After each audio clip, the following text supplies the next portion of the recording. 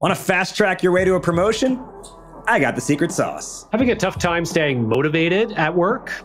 I've got the secret sauce. Want to make sure your ideas get heard by your C-suite? Check it out. I got the secret sauce. Bring the ketchup and the mustard. We're topping you off with career advice for sellers you haven't heard anywhere else today on Full Funnel. Hey everyone, I'm Raj Nation, he's Tyler Lessard, and you're watching Full Funnel, the weekly show that rolls with the punches better than, well, Chris Rock. Wow, Keep dude. those shitty jokes out of my funnel. Make sure you hit the subscribe button because Full Funnel is the only show faster than Domino's where we take one hot sales topic and slice it 3 ways, then deliver it to you fresh in under 10 minutes, all to help you go out, show out, and fill up your funnel. Today's order? The best career advice for you, the seller. Top funnel.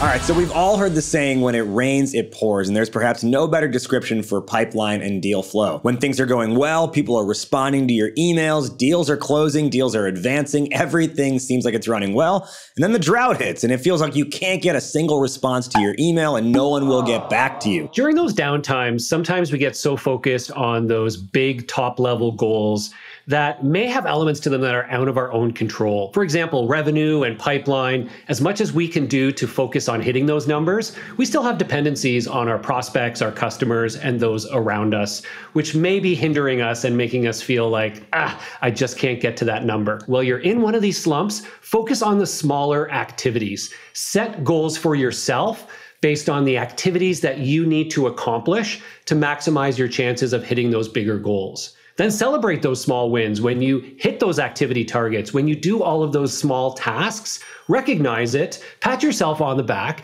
and go forth and trust the process that this is going to help you get back to quota next quarter. Raj, what do you do when your motivation is a little bit in the rut? One thing that worked really well for me several years ago when I was working at another company was I created this thing I called a learning log. The whole point of me going to work every day should be to learn. Obviously, I want to do my job and everything, but if I've stopped learning, then I've stopped growing, and then there's no point in me even being there. So the idea of the learning log was every day, I kind of had this mission that before I left at the end of the day, I had to be able to log the date and then write something about what I learned that day, either about myself, about my customers, or about my coworkers, or about the company. And it gave me a much better global perspective of what we were actually doing overall and what I was doing in my specific role and how that impacted how the company was performing. And actually, Raj, if you stitch these two ideas together, one really important thing you can do is set some own personal goals around things you want to learn in a given quarter, and then celebrate those learning wins.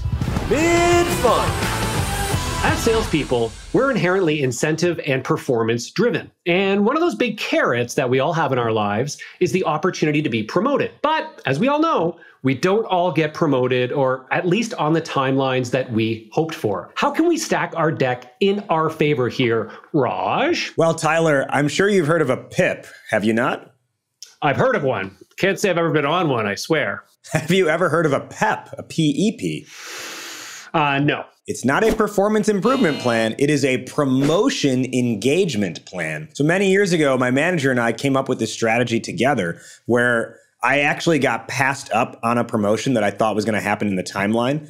And then she was like, okay, well, let's make sure this doesn't happen, the next time you'd be up for a promotion. And so what we did was we sat down and we looked at the listed job requirement for the next position up. And then we created this spreadsheet where one tab was called the position requirements audit, where every cell we listed out each job requirement of the next level up, and then had 3 columns that either said meets, exceeds, or needs some love. You essentially score yourself, and you really want to be honest how you're doing in each of those categories. And then every tab after that was a requirements assessment. So what you do is you take each of those requirements, make them their own tab, and then you jot down any time you are doing that specific requirement in your day. And what you'll have over time is this stacked up list of all the times you've been doing the job that you're trying to get. And especially those columns where you said needs some love, what you're able to do there is show all this proof that, hey, the stuff that I need to work on the most, I've been doing. And then when it's time for that conversation about your promotion, it's not just like, yeah, I think I should get promoted. It's no, I have documented proof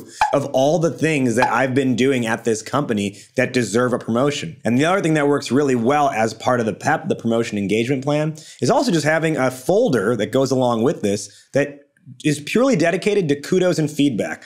Literally, anytime a coworker sends you an email saying, great job on this, or hey, love how you did this work. Anytime a client or customer says, this was awesome, screenshot that and file it away in a folder. So then it's not just you saying it, it's the fact that there are others around you who are corroborating your hard work. Now, the PEP is something you definitely want to collaborate with your manager on. And good news, we're including a template that you can copy, paste, and tweak to your own specific use case in the description below. One additional idea, if you are angling for a promotion into a leadership role, is to be clear about how you are, of course, demonstrating leadership on a day-to-day basis in your role. Take the opportunity to even ask your director or your VP, is there somebody else on the team that I can help mentor? Start engaging with them on a weekly basis, mentoring them a little bit, offering some advice. And then as you go and look for that leadership opportunity, you can reference that, hey, I've already started to practice and demonstrate some of my leadership. And just like Raj said, get some feedback from that individual and put it in your portfolio that says, this person felt I did a great job mentoring them. Bottom fun. As a seller, you're likely not only someone who likes to be in the room, but you want to have your voice heard in that room. In fact, more often than not, it is the account executives, the SDRs, the technical salespeople who have really great ideas for the company, not just executive levels in the C-suite. But how do you get your voice heard and how do you get your ideas legitimately considered, especially when you're not at the executive position yet, when you don't have built-in influence? Now, the funny thing about this particular topic is you actually have to lean on your knowledge as a sales professional and apply that, but to yourself. Instead of just going to upper management and saying, hey, I have this idea can you corroborate that first? Can you say, I've been talking to several people at the company and it looks like we're lacking in this specific area. So build some social proof into your upfront ask or idea you're going to toss out anyways. And not only that, can you do some of the work up front? And yes, that means you might do the work and it might go nowhere, but even just doing the work up front is going to help you flesh out that idea. So one thing I always did back in the day was I wanted our marketing department to create certain collateral. And instead of just being like, can you create this stuff for our team?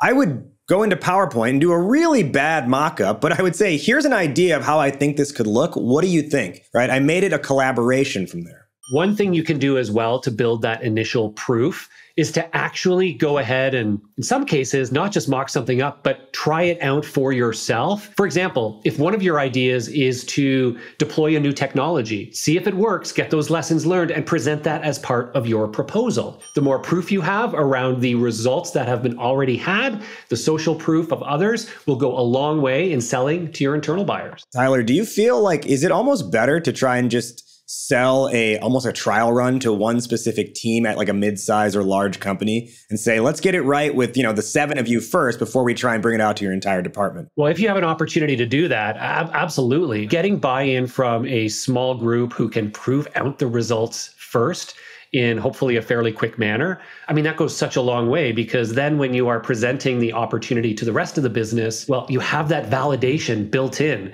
And frankly, it's almost impossible to say no when other people that they're working with have already seen such good results. The close. Top funnel, we talked about staying motivated during the tough times as a seller. My recommendation, develop a learning log so you're constantly growing. In mid-funnel, we talked about how to get promoted to that next stage of your career. Check the show notes for Raj's own template for the promotion engagement plan that you can use yourself. Bottom funnel, we talked about getting your ideas heard by executives and the C-suite. Be sure to pressure test it in a small environment first so you can take that to your higher-ups and say, here are some early results already. Our funnel is full. We hope you can get back out there now and fill up yours. Remember to like, comment, and subscribe before you head out of here. He is Tyler Lessard. I am Raj Nation. You have been watching Full Funnel exclusively on Sales Feed. We will catch you next week. But in the meantime, remember, watch what you say when the Fresh Prince is in the room.